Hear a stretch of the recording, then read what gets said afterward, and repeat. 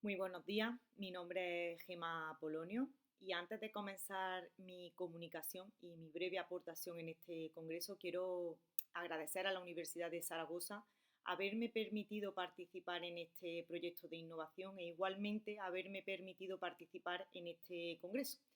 Me hubiese gustado hacerlo de una manera presencial, pero bueno, las obligaciones profesionales me lo han impedido y gracias a las tecnologías me es posible participar de una manera online aportando mi granito de arena. Así que muchísimas gracias a la Universidad de Zaragoza y enhorabuena al comité organizador por organizar este tipo de espacios y encuentros tan enriquecedores. Muchísimas gracias. Dicho esto, doy comienzo a mi comunicación que tiene por título Lenguaje jurídico, competencias comunicativas y su evaluación. He considerado realizar mi aportación en este punto porque lo creo esencial para todo el estudiantado que realiza su estudio en los ámbitos de las ciencias jurídicas y sociales, especialmente en derecho.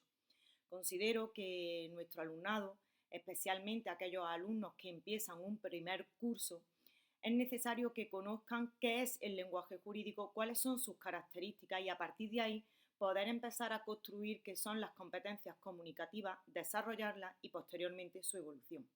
De todas las definiciones que ha realizado la doctrina, para mí es esencial aquella que define el lenguaje jurídico como una variedad lingüística caracterizada por ser un lenguaje técnico, preciso y riguroso, que además posee una estructura específica.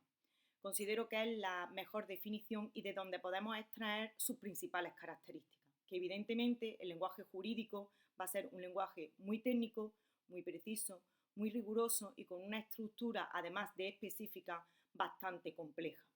Es necesario que nuestros alumnos conozcan el lenguaje jurídico, se formen en el lenguaje jurídico y a partir de ahí poder desarrollar competencias comunicativas. Cuando tenemos ya un dominio del lenguaje jurídico y somos capaces de conocerlo, sí que podemos empezar a trabajar cada una de estas competencias. Las competencias comunicativas las forman tanto la comunicación escrita, la comunicación verbal y la comunicación no verbal, estrechamente unida a la comunicación verbal. Cuando a los alumnos se les expone la necesidad de mejorar y desarrollar competencias comunicativas, en ocasiones no saben a qué se van a enfrentar. Yo les digo, señores, estamos en primero de carrera y es necesario conocer bien el lenguaje al que nos vamos a enfrentar, al que de alguna manera va a marcar todo nuestro proceso de formación y cuando terminemos nuestra actividad profesional. ¿Qué supone la comunicación escrita? Pues bien, una vez que hemos conocido el lenguaje jurídico, es necesario tener un buen léxico, una buena semántica, una buena redacción, una buena argumentación a través de esa estructura específica que conlleva conocer el lenguaje jurídico. Desarrollar una buena comunicación escrita supondrá el desarrollo de una buena comunicación verbal y no verbal. Pero primero es asentar las bases de una buena comunicación escrita. Dicho esto, podemos empezar a hablar de comunicación verbal, de manera que dominada la comunicación escrita, podamos extrapolarlo a una comunicación verbal. Fíjense que al alumnado, en ocasiones, la comunicación escrita le es ya más difícil que la comunicación verbal. Hasta ahora, nuestros planes de estudio cedían un gran espacio a la comunicación escrita, en detrimento de la verbal o no verbal. Hoy en día, los planes de estudio de las distintas universidades ya van cediendo cierto porcentaje en el cómputo de evaluación a las competencias verbales y no verbales, en detrimento de la escrita, pero no podemos olvidar la importancia de la misma. Pollatos decía que es importante trabajar la triple estructura de la comunicación: el lenguaje, el paralenguaje y la kinésica. La kinésica estaría referenciada o haría referencia a lo que es la comunicación no verbal, lo que tiene todo relación con el movimiento, los gestos, la mirada, el tono de voz, la postura, la distancia Y todo eso también es necesario trabajarlo dentro de lo que es esta comunicación, lo que yo llamo la puesta en escena. Pero no podemos olvidar que todo es inseparable.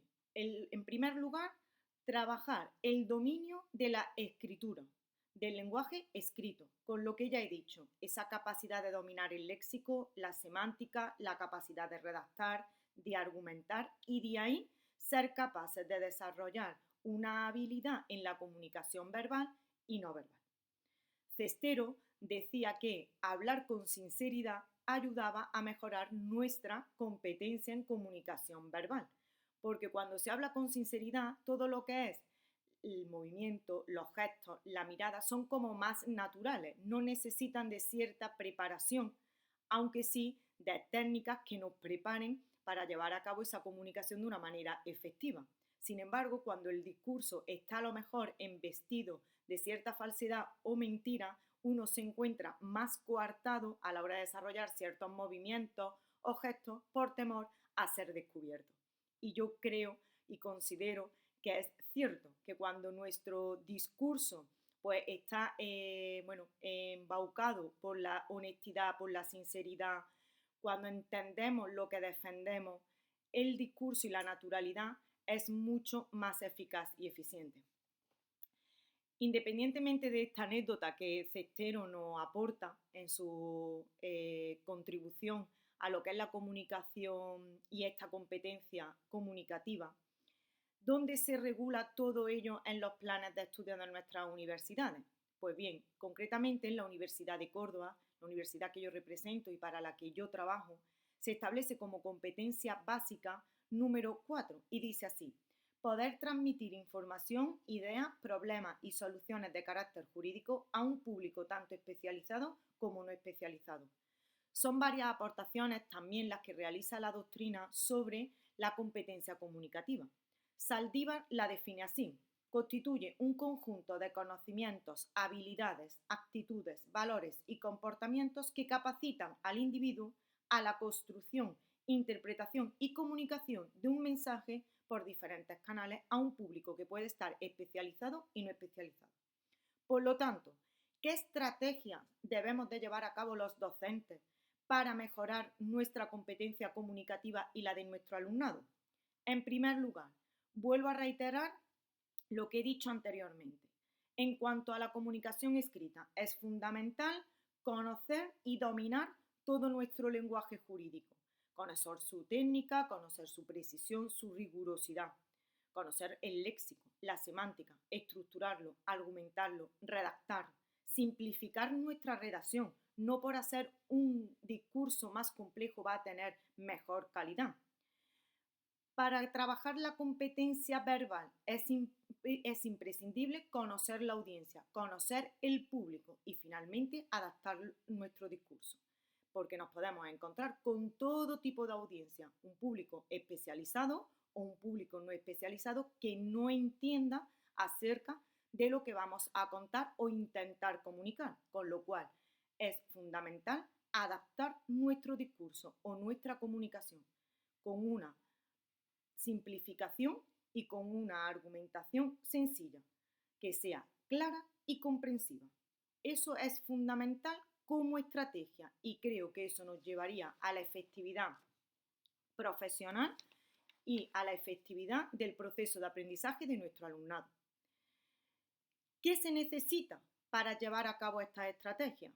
El profesorado necesita la renovación de acciones pedagógicas y recursos didácticos, además de una nueva planificación en lo que es la estructura de las clases. Considero que nosotros, como docentes, en nuestra planificación de las horas lectivas de nuestras clases, necesitamos organizarlas con parte teórica y parte práctica. De manera que en mi caso, tardes o mañanas, donde tenemos una carga lectiva de más de 3 horas, con la misma clase, con el mismo grupo, sería fundamental ahí intercambiar y hacer una sinergia de todas estas estrategias. Estas estrategias van acompañadas de unas metodologías. Ya han sido muchos congresos y muchos espacios de este tipo donde se han compartido también distintas metodologías y recursos. Me refiero a algunas de ellas, como son los debates, la defensa de casos prácticos, la lectura de jurisprudencia, las exposiciones de los propios temas teóricos por parte del alumnado, la lectura compartida de asuntos relacionados con la teoría que están en nuestro día a día, en noticias, en medios de comunicación, el role-playing, que también se ha hablado mucho, lo que es la puesta en escena por los propios alumnos. Todo este tipo de metodología acompañada de las estrategias que he mencionado con anterioridad nos llevarían sin lugar a dudas a mejorar la competencia comunicativa. Y para terminar me refiero al apartado de evaluación. ¿Cómo evaluar estas competencias? Bien, los planes de estudio de nuestras universidades ya han cedido, como he dicho anteriormente, un cierto porcentaje a lo que es el examen escrito, de manera que, aunque todavía la parte más gruesa en la evaluación se la computa el examen o la parte teórica, aún tenemos un porcentaje, aunque sea minúsculo, para poder trabajar esta parte de comunicación verbal y no verbal, y también escrita, ¿cómo no? Sin duda, el avance tiene que estar en ceder más porcentaje a esta parte más práctica, que no tengo duda que llegaremos a equilibrar ese porcentaje.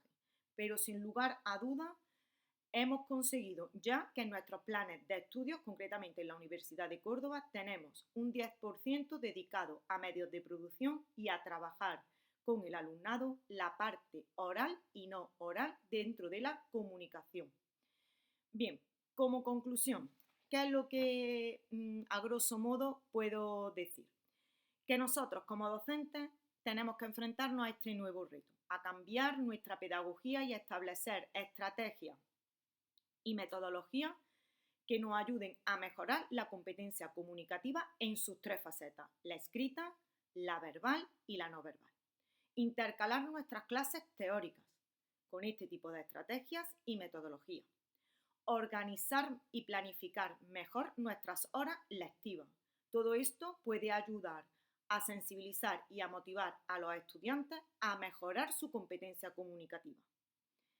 Trabajar la comunicación también no verbal, esa puesta en escena, lo que Pollatos denominó como la kinésica, el movimiento, los gestos, la postura, nuestro tono de voz.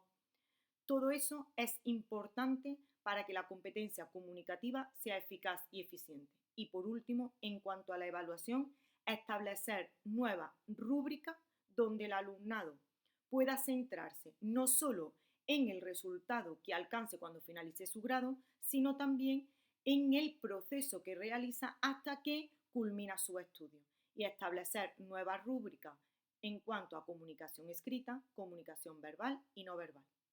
Hasta aquí son las aportaciones que realizo en esta breve comunicación y quedo a disposición de todo aquel que quiera realizarme algún tipo de pregunta o cuestión. Muchísimas gracias y un saludo. Buenos días.